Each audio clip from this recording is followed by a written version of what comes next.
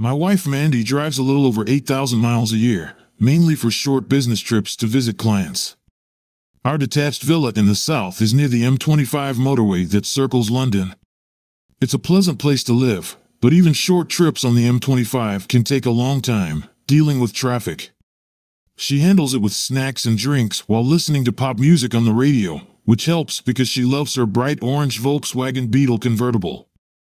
This is a brand new Volkswagen with a powerful 2.0-liter engine, a modern audio system, a black soft top, and black leather seats. Most people think it's a great small car, but that hasn't stopped Mandy from filling it with candy wrappers, empty drink containers, and other clutter. It's amusing that she drives a car designed to exceed 100 miles per hour, yet spends most of her time sitting in traffic or crawling along some of the most congested roads in the UK.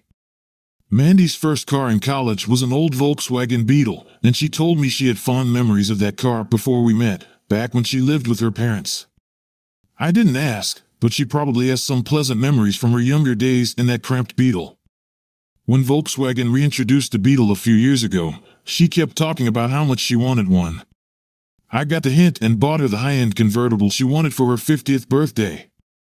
I also got her a personalized license plate with her initials and the letters Bug on it. The car became known as the Baby Bug. Despite her love for the car, Mandy never checked the tire pressure or the fluid levels, so I did it regularly. Some people don't mind driving in a messy car, but I can't stand a dirty vehicle. So I also cleaned out the empty boxes, paper cups, food wrappers, and other trash. There was nothing special about it, and I never mentioned it. Mandy never thanked me, probably because she didn't even notice, but I didn't mind because I always found enough loose change in the mess to buy a couple of beers at our local pub. It's not surprising that Mandy was a bit careless with her change since we both earn well and live comfortably. Mandy is a business consultant who helps various companies develop growth strategies. I'm a freelance project manager specializing in change management projects. Everyone calls me Terry. My real name is Dave, not Terrence, but even my wife calls me Terry. Once she asked me why, and I said it's short for terminate. Change projects almost always result in some people leaving, and it's my job to handle the tough tasks.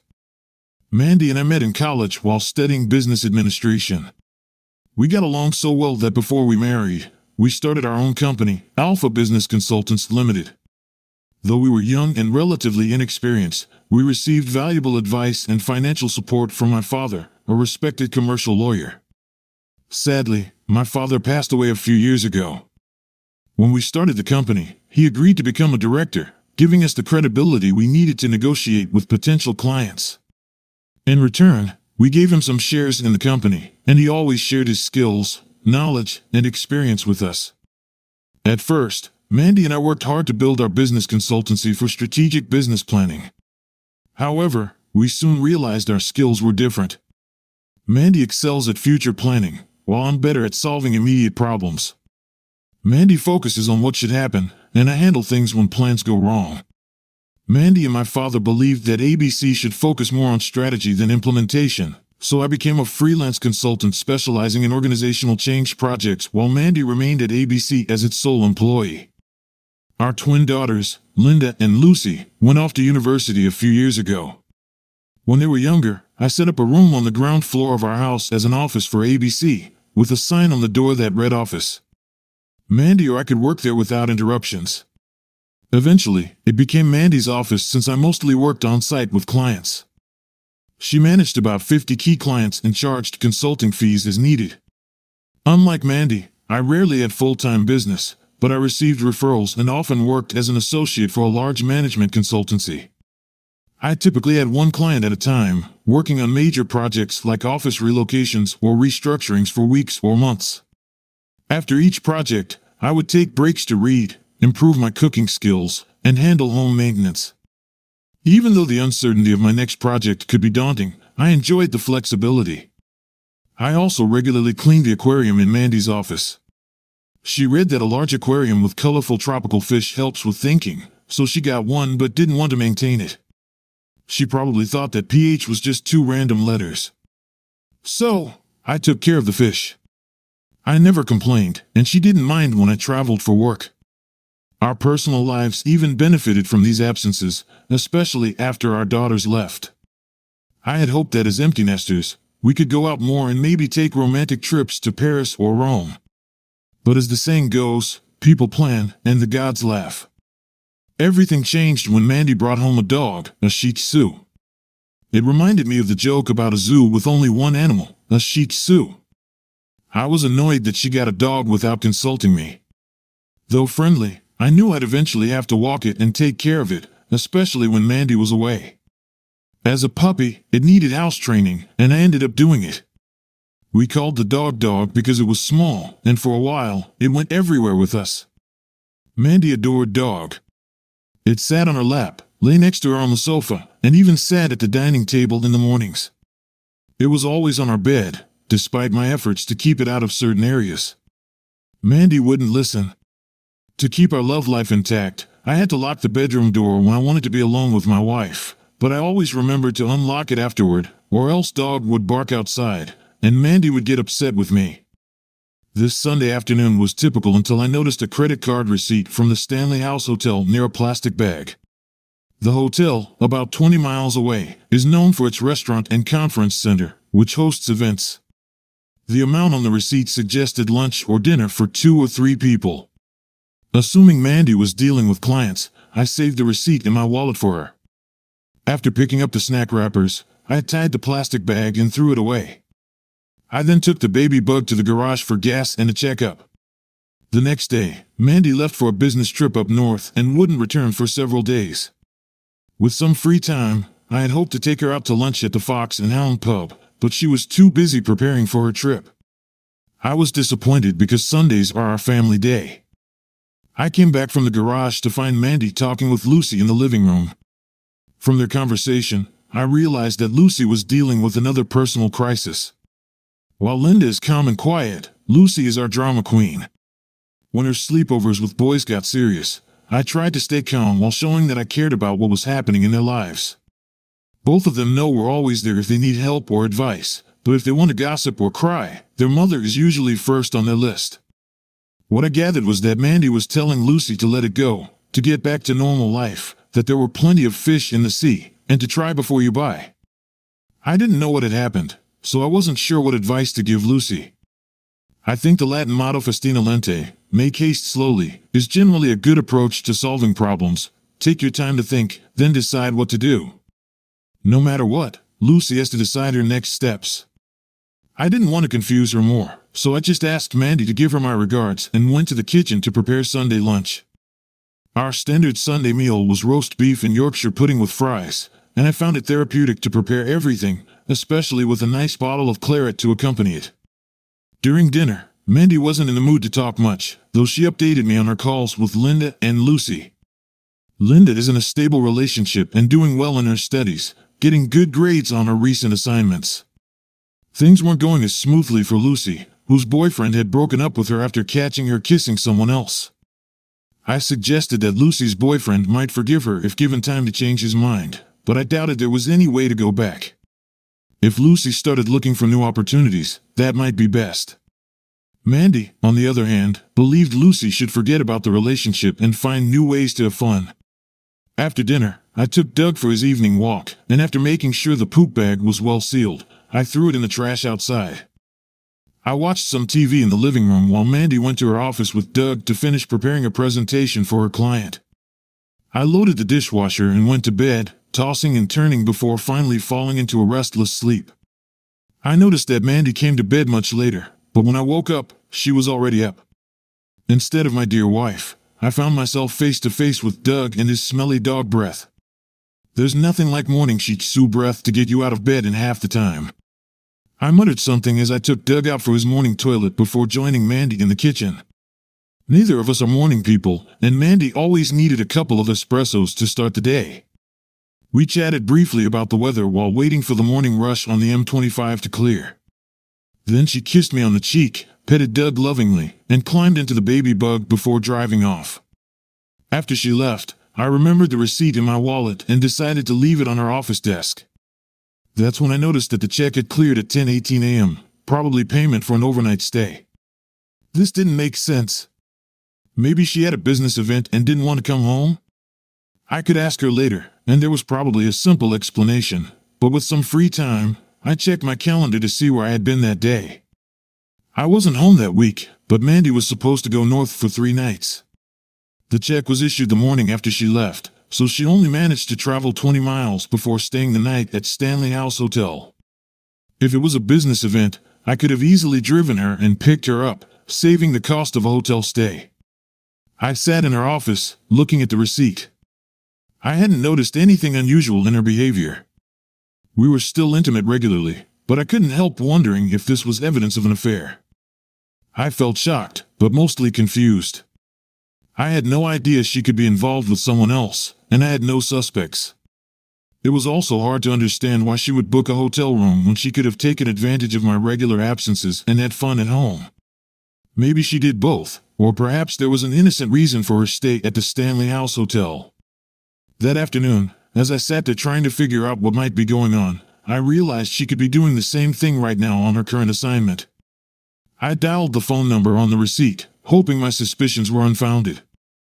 I asked the polite woman who answered if I could speak with their guest, Mrs. Amanda Carmichael.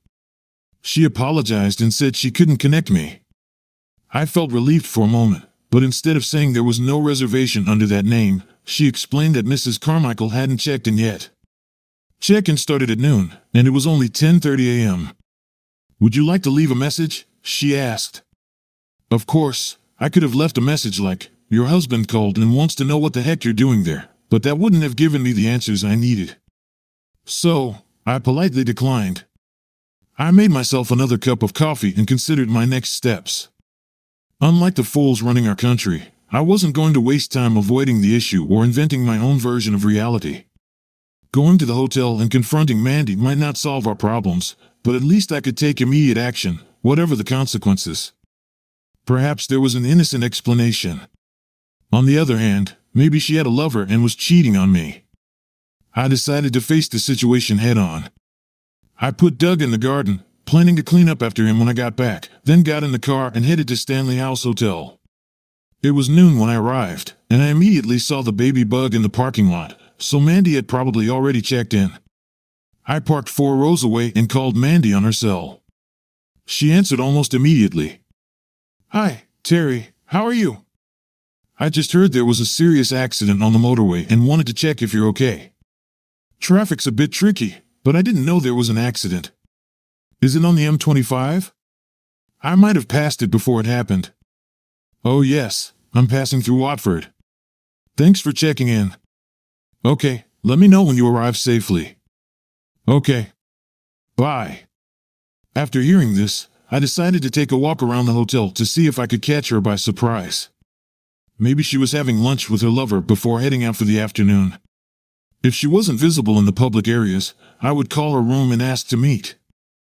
I entered the hotel and headed to the Brasserie restaurant. There weren't many people there, and Mandy was nowhere to be seen. I decided that the lobby bar would be a good observation spot before calling her room. I figured I'd sit for a while to see if she or whoever she was meeting would appear. I still wondered if she might be there for some other reason and just hadn't told me. As I crossed the lobby, I noticed a large bulletin board listing the various function rooms and events happening that day. It seemed like a quiet Monday, with the only event of interest being a private party at the Spa and Fitness Center at 7 p.m. I wondered what kind of private party would take place in a spa. Perhaps these were people who wanted to enjoy the facilities without the burden of clothing? Maybe my wife had joined a naturist fitness group? I asked the receptionist about the private party. She seemed a little confused by my question and politely said she couldn't provide any information about it. In other words, it wasn't any of my business. I settled into the lobby bar and ordered a coffee. The bartender who served me was more talkative when I asked about the nudists in the spa. "Yes, you could probably call them nudists, but that's not the whole story," he said. "It's probably one of the worst-kept secrets. That private party is a regular event organized by a local club for couples who promote open relationships." "Well, that sounds tempting," I replied with fake enthusiasm. "Any idea how I could find out more?" "If you have internet access, just look up the Batum Club." I sipped my coffee, took out my phone, and connected to the hotel's Wi-Fi. Finding the Batum Club online was easy. If you wanted to attend one of their events, you had to join the club and agree to their terms and conditions. The annual membership fee was only £20. The event that night, MELOMANDY Mix and Select, was priced at £49 for single men and was scheduled to take place at 7 p.m. at a local hotel spa. The website described the dress code, noting that masks were optional. At this point, I was pretty sure Mandy had checked into the hotel for the MELOMANDY event. It seemed she was looking for a fun night. So, I decided to catch her in the act. I didn't want to see my wife involved in something inappropriate, but I needed clear proof for a divorce if that was what she was up to. My plan wouldn't work if she caught me sitting in the lobby, so I finished my coffee and headed to the car. I called the Batum Club, spoke to a woman who processed my payment, and explained that I would need to bring ID to the event. She assured me that my personal information wouldn't be shared with anyone, including other members. You can purchase contraceptives and masks at the event, but you're welcome to bring your own if you prefer, she said. The club's name won't appear on any transaction records. The provider will show up as SJB Services on all purchases. I returned home to check on Doug and prepare for the meeting at the Batum Club. I wasn't sure I was on the right track until I reviewed our online finances, including ABC's bank accounts. Unfortunately, it seemed I was right. Over the past year, periodic payments had been made to SJB Services, presumably for Mandy's membership and various events she attended. I printed the bank statements. Upon returning to the hotel that evening, I waited until 8 p.m. before heading to the spa. A middle-aged woman, attractively dressed in a floral dress, was seated at a large table in the spa reception. She turned out to be the same woman I had spoken with on the phone. She checked my ID, sold me a mask and some contraceptives. I didn't intend to use the latter, but I had to keep up appearances. I guess I looked a little nervous because she tried to reassure me. Just head to the gym. You're a bit late, so you may have to wait to join in, but I'm sure you'll have fun. Our members are very sociable and will make you feel welcome. If you're unsure about anything, just ask, and they'll help. I put on the mask, walked through the door, and made my way down the hallway past the changing rooms and into the gym. There were about 70 or 80 people in the room, and the organizers had tried to create a warm and welcoming atmosphere. The heating was on, and the lights were dimmed, probably to encourage people to relax. Soft music played through the sound system, loud enough to set the mood but not interfere with conversation. A table with refreshments stood just outside the gym door, but the action was happening inside.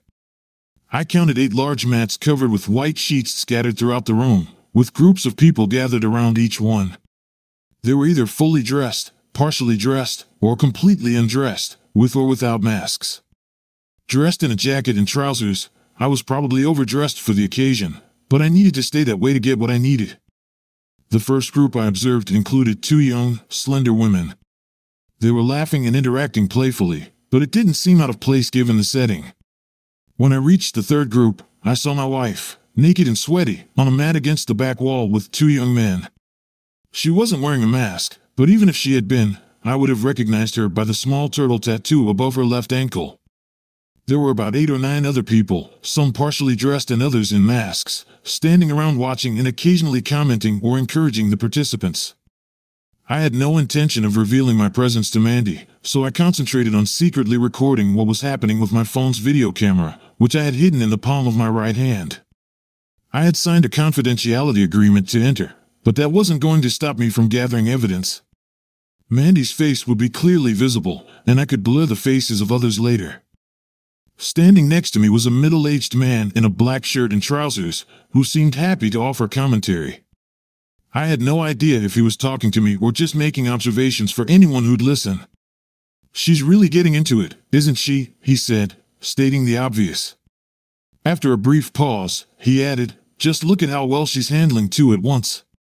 Another woman, who appeared to be around Mandy's age and was leaning against a similarly aged man, chimed in, "Oh yes, we've been with her a couple of times." She turned to the man in black and said, "I'm sure she'd be delighted if you wanted to join in." "Sounds tempting," the male commentator replied. Part of my mind was screaming in misery, but I locked it away in a dark corner. The other part of my mind was clear and focused on gathering evidence. I knew there was a good chance I had recorded both visual images of Mandy and the comments being made. Whatever my mood, I had seen enough and wasn't going to stay.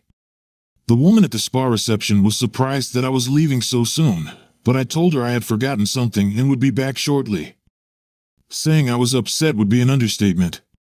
I was trying to come to terms with the fact that Mandy was having fun with a bunch of strangers. Our special relationship felt completely devalued and, as a result, worthless. I was in shock, but after leaving the hotel, I began to experience physical and mental reactions to what I had just seen and heard. Nausea and an empty feeling filled my stomach, and my mouth felt dry, almost as if I had food poisoning. At the same time, I felt an overwhelming sadness, so deep that I had to sit in the car for a while before I could drive home. Slowly, my mind started building a barrier around the resentment, sadness, and pain. It wasn't any easier for me just because I knew all about managing change in adverse circumstances. I wasn't going to waste time in denial. She had been with others, after all. I saw it with my own eyes. Of course, I was angry, but I accepted the inevitability of change and knew I needed to respond, make adjustments, and control the process as much as possible. Sadness and anger would be close companions for a while, but I decided to take immediate action. I wanted to be proactive, not get stuck trying to understand the cause and effect. When I got home, I already had an idea of how to take action, manage the inevitable changes, and work toward the outcomes I wanted, not the ones being imposed on me. I waited to see if I felt the same in the morning, festina lente, make haste slowly. In the meantime, I took Doug for a short walk to let him relieve himself and then tried to numb the pain with a couple of shots of Glenfarclas. I didn't sleep well and felt terrible the next morning, but Doug and I were going on a trip. I've always thought of Cornwall as the toe of England, situated in the southwest and facing the Atlantic Ocean. These days, much of Cornwall is practically a haven for wealthy retirees from London who have bought up all the small houses that once belonged to Cornish fishermen. The hard-working fishermen have been replaced by the silver-haired, wrinkled Mr. and Mrs. Beach. Many of these elderly people have dogs to keep them company and to encourage daily walks for their health. I considered taking Doug to Belgium, but he didn't have a microchip or a pet passport, so that wasn't possible.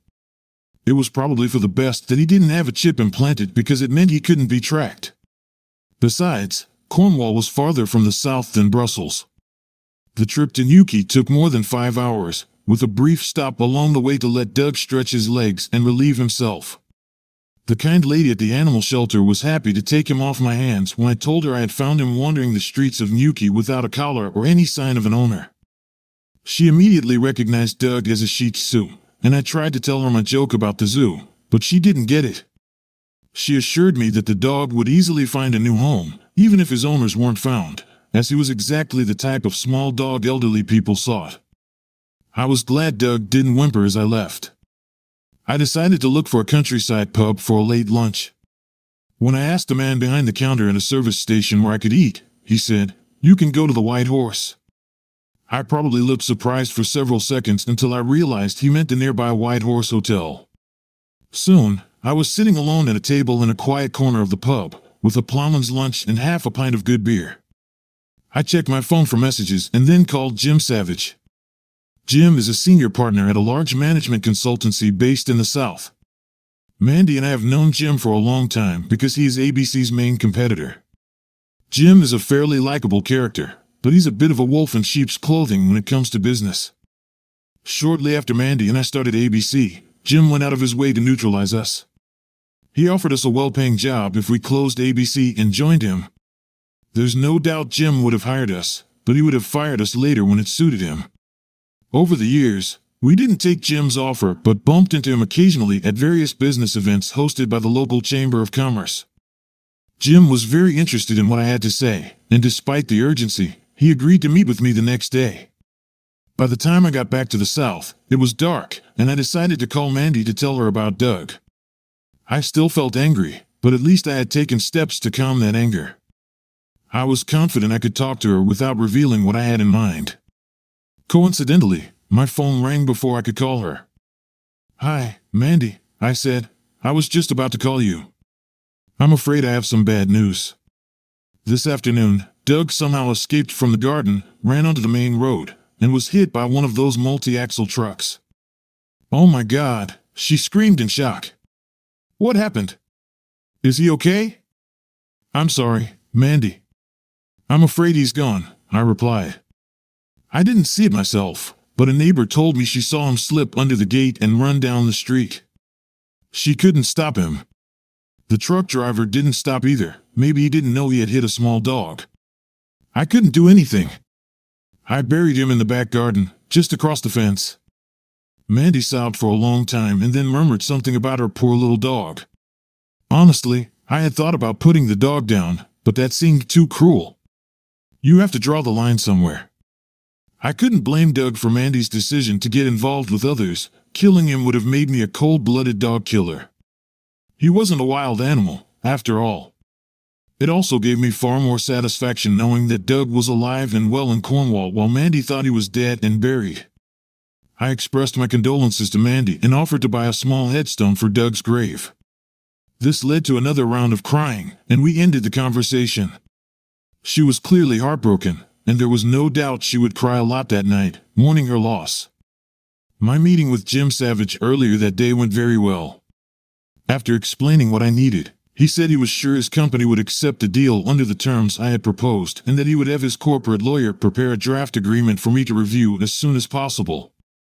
On the way home, I stopped at a local real estate agency to discuss how much our house might be worth on the market. It was a considerable amount. Mandy and I had been discussing our retirement plans, which included keeping the house and renting it out. We had talked it over with our daughters, and they thought it was a good idea, as long as we didn't sell the house. Now, I had to make some adjustments to my game plan. I didn't call Mandy that night, even though she was probably expecting to hear how I was handling Doug's loss. I thought about it, but I wasn't going to be sympathetic. She would have to deal with it on her own. She was supposed to return late the next day. She said she was somewhere near Manchester, but who knows if that was true. Whatever she was doing and wherever she was, I slept a bit better that night, getting some small sense of revenge for the pain she had caused me. I woke up early and, for a moment, wondered where Doug was until I remembered he wasn't with us anymore.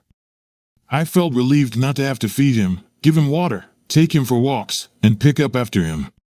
This fleeting thought was immediately replaced by the realization that I had far more serious problems to deal with. In England, divorce lawyers are called family lawyers, specializing in family law, which mainly deals with divorces and end-of-life matters. There are plenty to choose from, and there isn't much difference between them. I didn't need anyone local, so I called and made an appointment with a family lawyer in Dorking. The name of the town appealed to my twisted sense of humor, and it wasn't far away. I got an appointment for the afternoon and, with plenty of time, I checked the website of the Driver and Vehicle Licensing Authority for personalized license plates. Then I visited a jeweler and did some shopping before heading to Dorking. In between, I made several phone calls to business partners. By the time I arrived at the family law office, I was a little nervous. I never expected to find myself in this situation. The secretary did her best to calm me and brought me a cup of coffee while I waited. The lawyer turned out to be a middle-aged woman who listened attentively to my story but advised me not to rush. For a moment, I wondered if she shared my wife's passion, but then I realized she was probably just interested in delaying the process to make more money. In my experience, lawyers are greedy and rarely turn down potential clients, no matter the circumstances. I pointed out to the lawyer that the divorce petition could always be withdrawn later. Of course, from my perspective, that was unlikely, and the lawyer probably didn't care, but she seemed satisfied that we had discussed options. We agreed to file for divorce on the grounds of Mandy's infidelity. When Mandy came home that night, she didn't get her favorite meal. I decided to make an extremely spicy beef curry, one of my favorite recipes, but one she couldn't stand. That was fine by me, and it gave me an excuse to drink some of the excellent Scottish craft beer I enjoy so much. During dinner, I told her about the new contract I had secured while she was away. I explained that I would be working up north in Yorkshire for a while, and she seemed to think it was just another project, like all the others I had worked on over the years. She was still very upset about Doug and disappointed to learn that I was leaving for Yorkshire the next morning and wouldn't be back until Saturday night.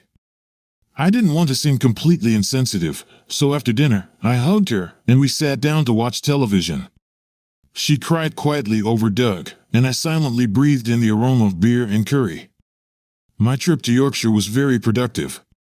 The deal had already been agreed upon by phone, and the client had all the documents ready for signing. I met several people, and they were thrilled that I had accepted an initial 6-month contract with the possibility of moving into a permanent position. In addition to my fee, they agreed to pay for relocation costs, temporary accommodation in a local hotel for 2 weeks, and half the rent for a property in Yorkshire for the remainder of the period. Everything was in place for me to start work more or less immediately. Now all I could do was consciously distance myself from Mandy. That night, just after checking into the hotel, my mobile rang. I was looking forward to a pint or two of the local Yorkshire beer and didn't want to waste time talking to Mandy. She had discovered the fish floating lifelessly in the tank that afternoon and was trying to break the news to me gently. She was completely unaware that she was talking to the person responsible for their demise. I had simply stopped feeding them. "I'm really sorry to have to give you bad news, especially after you had to deal with Doug," she said. "I have no idea what happened, but I couldn't do anything to save them." "I think you're right, Mandy," I responded. "It's too late to save them. Leave the tank. I'll clean it and disinfect it when I get back tomorrow." That Saturday, the mood at home was very somber. It was only a brief stop for me since I had returned early in the morning and planned to head back to Yorkshire on Sunday.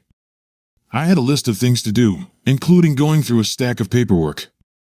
Mandy went shopping and cooked dinner, which helped distract her, and we spent a quiet evening in front of the television with a glass or two of wine, watching celebrities on talk shows. Neither of us was in the mood for closeness, probably because we were both too physically and emotionally exhausted. To my surprise, I slept well for the first time in several days. When I woke up, my body seemed to have relaxed, and my mind had adjusted to the new reality. The feelings of alienation, uncertainty, and despair had receded and were replaced by a grim determination to keep working and make the best of the situation. I still felt sad and empty inside, but I knew I was far from depression and had gained control over my emotions by focusing on the short-term outcomes I could achieve. After lunch, I packed, kissed my wife, and headed to Yorkshire. Mandy must have been very shocked when she received the divorce papers a few days later. She had no warning, and I suppose she thought she was just signing some business papers. Of course, I knew when this would happen and made sure I wasn't available during those few hours. When I returned to my hotel room after work, I turned on my phone again, read the text messages, and listened to the voicemails. The content was predictable. She was upset, confused, and angry. I called her back without hesitation. "What the hell is going on, Terry?" she asked, getting straight to the point. "That's exactly the question I asked myself, Mandy," I responded. "But that was a week ago or so. I don't understand what you're doing, but I wish you'd stop." "This has already gone way beyond the limits of a joke," she said. "It's like you're reading my script, Mandy." "What do you mean?" I asked. "Well, Mandy, at some point, I wondered what you were doing," I said. "Unfortunately, it's too late to stop it now, and you've definitely gone beyond the limits of a joke." "What are you talking about, Terry?" "Stanley House Hotel and the Batum Club." There was a pause, followed by a long sigh. "I'm so sorry, Terry," she said. "I really don't know what to say. I thought you'd never find out, and what you don't know can't hurt you." "Well, Mandy, I found out, and it hurts," I replied. "Terry, we need to talk about this, but it's not something we can do over the phone." "Will you come home on Friday?" she asked. "I don't think talking will help much," I told her. "I'll be home on Saturday, Mandy, but I need to be back in Yorkshire by Sunday night." When I returned on Saturday afternoon, Mandy looked very concerned. I didn't unpack my things because I didn't know how things would unfold. I planned to spend the night in one of the guest rooms, but wanted to be prepared to go elsewhere if things got difficult. Faced with devastating damage to the house, family, or friends, the British tend to put the kettle on and make tea. Mandy soon sat us down in the living room with a cup of tea, and I patiently waited for her to speak first. "First of all, I have to put all my cards on the table and say that all of this mess is my fault, Terry," she said. "I didn't say anything. The truth is, I gave in to temptation. I discovered the Batum Club almost by accident and then couldn't stop thinking about it. You weren't home when I went the first time. I was incredibly nervous, so much so that I wore a carnival mask because I thought if I could hide my face, people wouldn't see me. I thought I could just be an observer, watching while other people performed and put on a show for others. I waited for her to continue. At first, it was exactly as I had imagined, she said, but then different people started approaching me, and I found it incredibly exciting. It didn't take long before I allowed myself to be persuaded to actively participate. It was terrifying, but after doing it once, I realized that these people were some of the most genuine, honest, and safe individuals I'd ever met. That's another reason I kept going. I found that I liked it. I like watching other people having sex, and I like being watched during sex. Part of it has to do with the idea that sex with other people can just be fun. It doesn't have to be a big deal. She looked at me with hope and expectation. I agree, Mandy, I said. Sex with other people can be fun. She smiled encouragingly, but I continued, that is, if you have no obligations to anyone else. You can do whatever you want as long as it's between consenting adults. I took a sip of tea, watching as her smile quickly faded, and waited for her reaction. Mandy acted as I expected. She admitted that she had made a mistake in her plan, but there was no apology, no remorse for the harm caused, and no indication that she would change her behavior. I knew her well enough to understand that she would stand her ground on this. What I did with other men from time to time didn't affect my feelings for you, Terry, she said. I love you very much, and our life together is wonderful.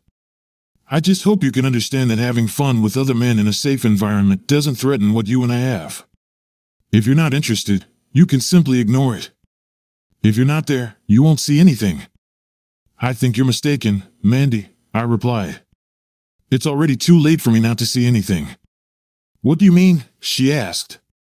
I know about the payments to the hotel and the club. Are you saying you didn't see me there? I looked her in the eye.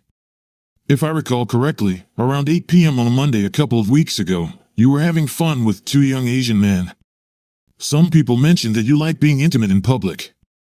Oh my God, she gasped. I'm so sorry.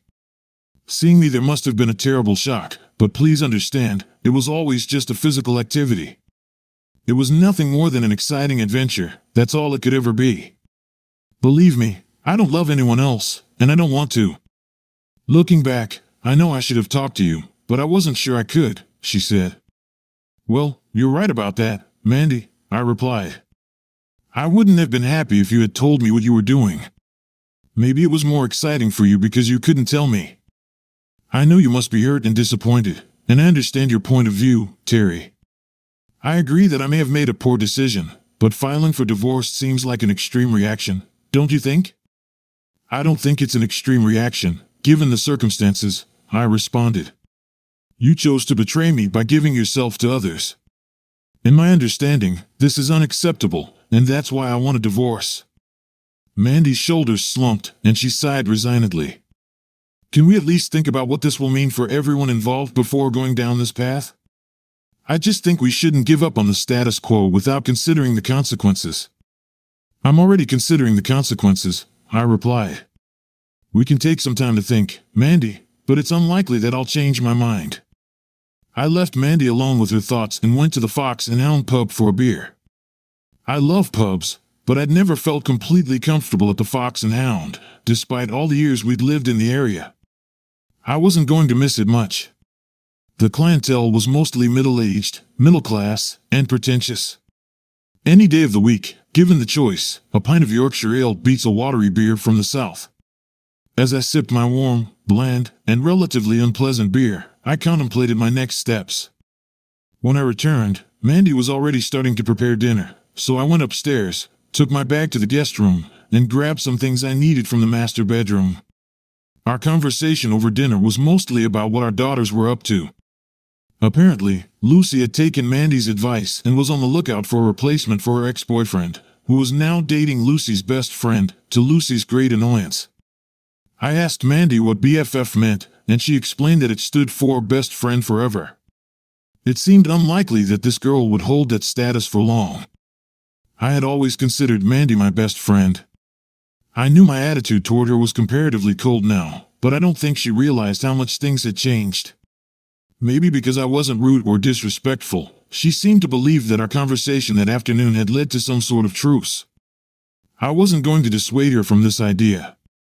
On Sunday morning, I got up early, made myself some toast and coffee, packed, and thoroughly cleaned the car of everything that belonged to Mandy, including several business files I found in the seat. I had already passed Watford when my mobile phone rang. "Where are you?" Mandy asked. "Did you take the baby bug to the garage?" "No," I replied. "I picked up the baby bug and I'm heading back to Yorkshire." "I don't understand. Are you saying you've already left? Why did you take the baby bug, and why didn't you say goodbye?" "I just decided to take the baby bug, and you were asleep." There was a pause while she processed the information. "I don't understand," she finally said. "What am I supposed to do without the baby bug?" "You can use the other car, the one I usually drive." "I still don't understand why you took my car, but I know you're not in your right mind at the moment, so I'll let it go this time. I'll manage with the other car for a few days. Just drive carefully and make sure you don't damage the baby bug." The next day, I became the owner of a small red Mazda MX-5 convertible that I saw at a dealership in Yorkshire. Part of the deal involved trading in the baby bug, minus the personalized license plates. All the paperwork was completed, and I posted an ad for the personalized plates on several websites. Mandy was very upset when she called me last week and found out I had no plans to return from Yorkshire. "But how am I going to get my car back?" she asked. "You won't," I replied. "I sold it." "What do you mean you sold it?" she shouted. "That's my car." "Actually, Mandy, that's not technically true," I responded. "I bought it, and my name is on the registration document." "But that's not fair, Terry." "Maybe," I replied. "You could argue that I gave it to you, and it's unfair that I took it back, but it's not much different from what you did to me." "Oh, come on, Terry," she said. "It's not the same at all. You're just being petty. But I understand what you're trying to say. If you stop doing these ridiculous things and just come home, we can talk about everything rationally, sort it out, and move on with our lives." "Leave it to me, Mandy," I said. "I'll talk to you again next week." Mandy called me every day, asking me to come back to Surrey so we could talk and work things out. The conversation was always the same until the day she found out I had sold my shares in ABC. "How could you make such a decision on your own?" she raged. "Why didn't you talk to me about this? I'm the second largest shareholder in our company, so you should have consulted me before doing something so crazy." "Reasonable questions," I replied calmly. "I know you're the second largest shareholder of ABC, and I know my shares will have a serious impact on you. Believe me, Mandy, I fully understand that you're angry and upset because I made this decision unilaterally without consulting you. I'm pretty sure you wouldn't have approved of my intentions. But the truth is, I didn't need your consent to sell my shares in ABC. I know how you feel because I felt the same when I learned about your decision to sleep with others. I'm sorry that you're upset, but no matter how you feel, the decision can't be undone. You'll have to accept what's happened and adapt to the changes." "You're such an idiot, Terry," she growled. The next time I called, a few days later, she was shouting and ranting, choking with rage, so much so that it was hard to understand what she was saying. "When we started the company, we both had an equal number of shares," she yelled. What she didn't realize was that I had inherited my father's shares, increasing my stake to 51%. It was an unpleasant surprise when the new majority owners of ABC froze the company's bank accounts and sent an invitation for an extraordinary general meeting to consider proposals for replacing the board of directors and completing the acquisition. Mandy angrily told me that she now had no access to ABC's funds. "You don't understand, Terry. ABC had over £200,000 in the bank. Because of what you did, we no longer control those funds. I don't know what to do now. We can't access this money for our retirement." "I'm sorry to hear that," I managed to say when she paused briefly. "But at least you still have a job." There was a sharp gasp. "Oh my God," she gasped, realizing what I had said. There was silence, and then I heard the unmistakable sound of her sobs before she hung up. I think Mandy finally understood that the deal I made with Jim Savage took into account ABC's finances and other resources. She didn't know that, in exchange for 51% of the shares, I received twice the average annual turnover from the last 5 financial years, in addition to the equivalent of ABC's cash reserves. Another part of the agreement was that Jim offered to keep Mandy on as a general consultant for at least 2 more years, with a standard salary and additional performance-based benefits. Jim wasn't a fool. He knew that keeping her as the face of ABC would be beneficial. During the divorce process, our house was sold. Buying and selling houses in England isn't easy. Offers often depend on other deals in a chain where the buyer relies on someone else buying their property before they can purchase yours. Also, the best offers can be outbid at the last minute by someone offering more money after the official closing date. This is exactly what happened with our house. The best offer on the closing date was conditional on other transactions in the chain, which would eventually result in us receiving the money. However, the day after the closing date, the estate agent received a slightly better offer with no chain and no other obstacles. I was very pleased when we decided to accept the unconditional offer, and I think Mandy was relieved that the deal went through. By that time, she had fully accepted that we were going our separate ways. The property transfer deed identified the new owners as Max Payne Associates. I made sure to find a management consultant who lives and works in Yorkshire. I haven't spoken to Mandy in quite some time, but she recently called and asked if I had seen her wedding dress. Our daughter Linda and her fiancé are about to get married, and it seems Mandy really wanted Linda to wear a wedding dress on her big day. Mandy thought it might have been packed with my things by mistake when we separated. "I'm sorry, Mandy," I said. "I have no idea where your wedding dress might be." I always try to tell the truth. I really didn't know where the dress was at that point, because I had taken it and sold it to a lovely lady in Yorkshire who owns a second-hand shop. There was no way I was going to let my wife keep that wedding dress, and besides breaking her promise, I was determined to prevent my daughters from wearing it if or when I walked them down the aisle. Lucy called me a few days later. "Mom's furious, Dad," she exclaimed dramatically. "She just found out that the diamond ring you gave her years ago, symbolizing eternal love, is a cheap piece of jewelry. It's practically worthless." "Oh no, what a shame," I replied. She probably thought it was a very valuable ring and must feel very disappointed and sad. I guess she never would have known the truth if she hadn't had it checked. Sometimes that's how life goes. People place value on things and then feel terribly disappointed when that value turns out to be much less than they thought. Of course, the original ring is safely stored in a security box at my bank. Who knows? Maybe it will come in handy if I ever meet someone special. Story 2. My wife and 2 kids fled to Europe because of the full-scale war that started in our home country in February 2022. Due to martial law, men are not allowed to cross the border, so I stayed behind. About 5 months later, I was diagnosed with thyroid cancer and underwent surgery. I was devastated and depressed. I've been missing my family so much that I went down very quickly. I became broken. I realized that I was losing myself, losing my family, and sought therapy. Things got better, but not for long. In winter 2022, I noticed some changes in my wife's behavior. She became distant and detached. She stopped caring about me, even though I told her directly that I needed her support and care. All my questions about what's going on were met with the assurance that everything was fine, and she was just tired. Fast forward to February 2023, my oncologist told me that I had a chance to make documents which might allow me to cross the border. I was so happy to have at least a small chance to finally visit my family, to kiss my wife, to hug my kids, to take them to the seacoast, to do everything. The closer I got to having my documents ready, the more distant my wife became. No matter what I asked, the response was always that everything was fine, and I had nothing to worry about. Finally, in May 2023, I arrived. My kids were crying and smiling. They were happy, as was my wife. But something was missing. She didn't even cook any dinner. There were just a bunch of dirty dishes and mess around the house. Our first night together and no intimacy. It was shocking. We hadn't seen each other for almost a year. Those 3 weeks in September 2022 don't count. And there was no desire for intimacy. I tried to initiate something, but she felt tired and wanted to sleep. A week passed, and we hardly had sex once.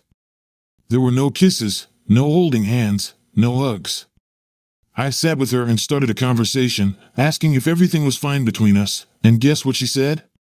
Everything is fine, honey. I just waited for so long that I'm not so sex addicted anymore, but it's not about you. We are good. I just need some space.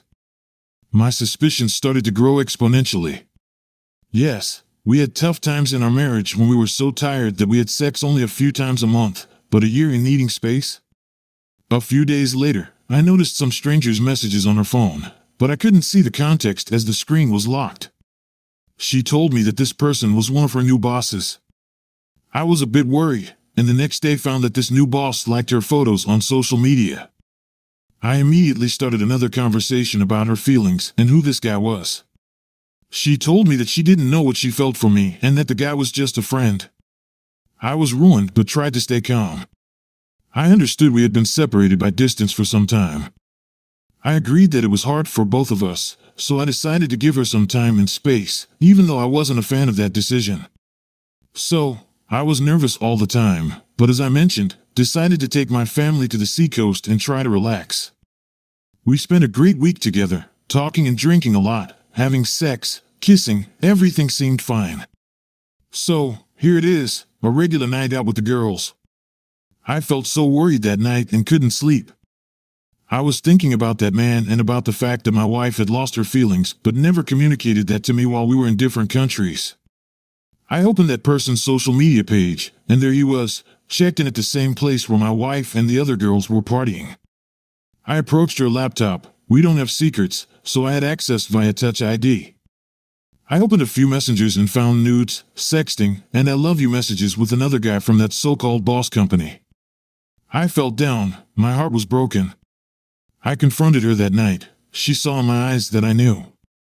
It was hard, and I was hurt. Yes, she confessed, but only after I caught her. She thought she had deleted everything. I spent a few more weeks with my kids and her. I was so shocked that I tried to put all the blame on myself, looking for some reasonable explanations. We slept in the same bed, had sex all that time, and I tried to win her back.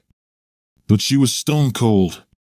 Their affair had been going on for a few months, so while I was getting all the documents, she started a new life behind. After I came back to my home country, I started to analyze the situation. I tried to have a conversation with her, but she just asked for more time to figure it out.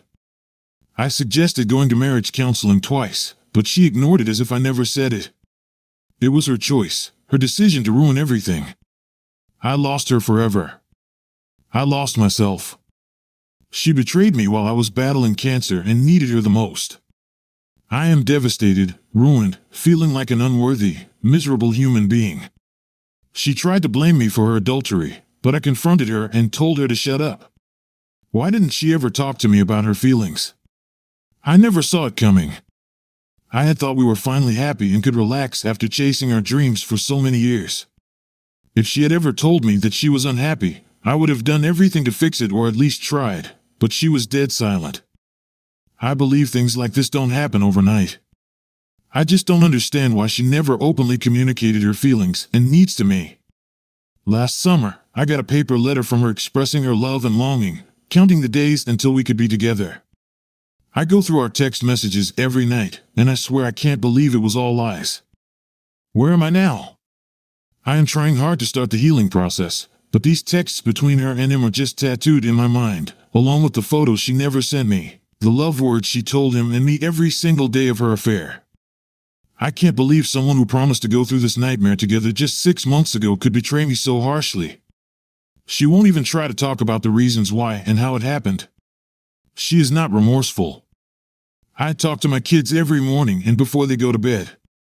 I love them so much, and they love me back. I am just so afraid that they may hate me someday for betraying them and ruining our family. I stay strong for myself and for my kids' sake. I'm thinking about filing for divorce, but I'm not sure I'm ready now. Maybe I'm just too afraid of the choice I have to make. I still don't understand why my wife didn't divorce me first and is asking me not to rush things. I'm completely lost and broken. I don't cry anymore because I feel nothing anymore. Her betrayal hurts as hell, as do thoughts about my cancer, which may return if I surrender. What hurts me most is that we will be separated by borders and space. This is a story about the main character's struggle with betrayal in marriage, facing difficulties while battling a serious illness, and seeking a path to healing. It emphasizes the importance of openness, communication, and support in family relationships, as well as the complexity of the process of acceptance and overcoming disappointment.